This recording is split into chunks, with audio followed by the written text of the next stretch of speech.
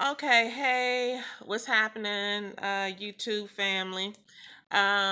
This is not the best lighting, nor is this the best background or whatever. But look, I wanted to do this video really quickly because we did a video, myself and my husband, on yesterday talking about this horrific murder that was done on Facebook Live, and this guy, I guess his name is Stevie Steve or something like that. Um, he basically he did this murder on Facebook Live, and I saw it yesterday myself and my husband. And so we did a video, and so I want to respond to some of the comments in the video because I want to make sure people understand what mental illness is and what it is not. And so there were some comments, and there's some general feeling and general thinking, I think, from some that because somebody and I don't know, it's saying that I have a poor connection, so I'm gonna move a little bit. Y'all gonna walk with me for a second here, because I don't know what's going on with my connection. Um, but let me be clear. Somebody said, he knew exactly what he was doing. To be mentally ill does not mean that you don't that you have to not know what you're doing. So let's just be clear about that. You can know what you're doing. You can have a clear plan about what you're doing, and that thing that you're doing can be something that is directed towards other people, that can be wrong and all of that. It doesn't mean let me I don't understand what's going on with my connection, but it does not mean that because you are mentally ill, somehow you just have no responsibility. Mental illness, first of all, let's define it and let's be clear. Mental illness looks like depression. You're certainly well aware of who you are and what your circumstances are and what you're doing oftentimes when you're depressed. Mental illness looks like depression. It looks like anxiety. It looks like a long-term depression. It can look like schizophrenia. It can look like bipolar disorder. It can look like adult, I'm sorry, ADD. It can look like all kind of stuff, right? So what I want to be clear with you guys on is this: just because somebody knows what they're doing doesn't mean, oh, they're not, that was not mental illness. They know exactly what they're doing. Um, you again can have mental health issues and have mental illness happening for yourself, because again, mental illness runs the gamut, and you are still knowing what's going on. That doesn't mean that you're not mentally ill. The other piece is this: there was comment around, the intention was not a good intention. Obviously, if you're looking for somebody to kill, that there was malice involved. Okay, so we're not talking about the fact that you can't do bad things. Like, yes, it can be malice, and somebody just, like, he was evil, right? That was evil. These things do not knock out mental illness, because you have ill intent, because there is so-called quote unquote evil involved in the situation, doesn't mean that it's not mental illness. And so again, we need to be clear about what things are. A lot of times when I was working back in the day in a facility for adolescents, folks would make comments like this, like, he knows what's going on.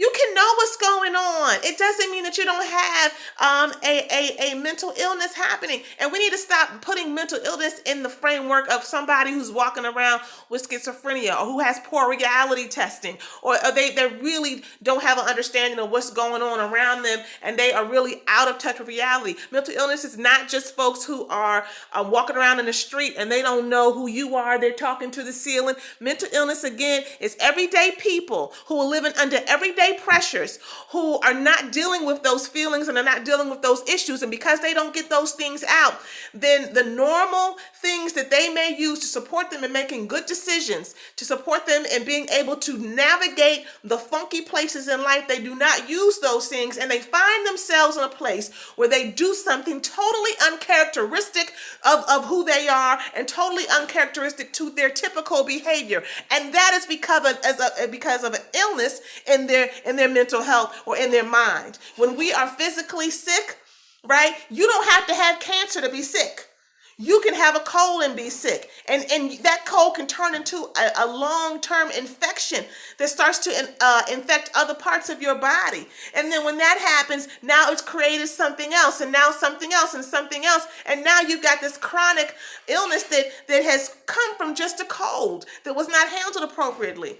So things can pile up on top of each other, and all the while, you know what's going on.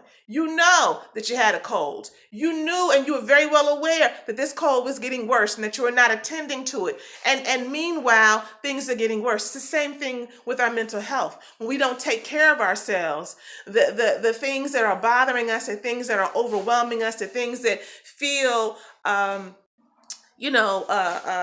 just overwhelming, they can grow and grow and grow. And so I just want folks to understand, I totally respect, first of all, I totally respect the feeling that this brother absolutely needs to be held 1000% responsible for what he's done. 1000% responsible.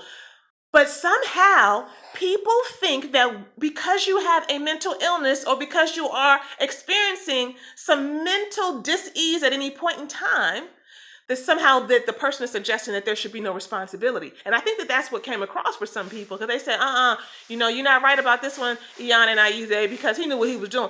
Hold up. I used to tell people back in the day all the time, look, this boy right here has a mental health issue. Right? He has intermittent explosive disorder, which basically means he don't know how to regulate his emotions and he be kirking out. And the first thing we have to do is be consistent and making sure that we give consequences for the behavior, so that people understand that even though you have some things going on mentally for you, it also comes out of the habits that are created, that the way that we curb behavior is also out of compelling you to curb your behavior. It's not just out of inspiration or a connection in with your emotions or your feelings or validating, how rough your life is. It's also because there are requirements about how you're going to be up in here. And when you're dealing with adolescents particularly, but really all people, then there has to be a threshold that you cannot cross. No matter how mentally disturbed.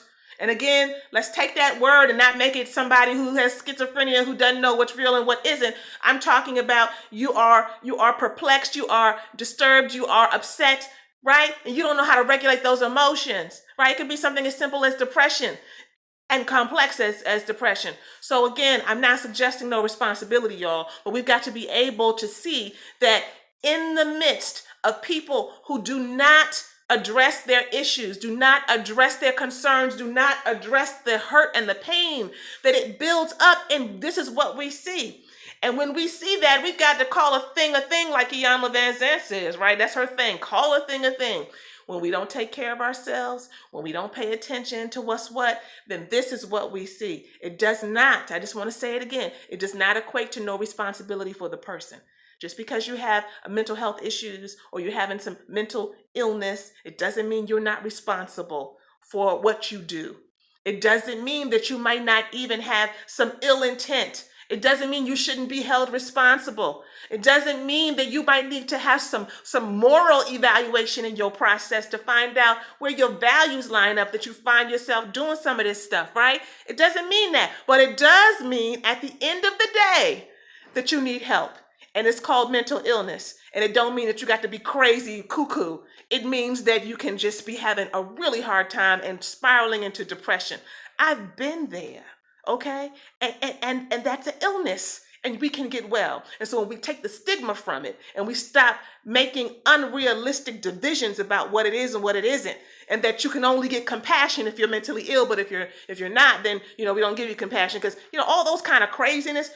Only when we do that can we really help people to release the tendency to hold stuff in, to not share, and to not be real about what they're going through. Absolutely, this brother got to be held responsible. He needs to get found and he needs to get locked up, but he also needs to get help. At the end of the day, we can't do any of these things, y'all, if we don't stop playing and start pushing. Peace, y'all.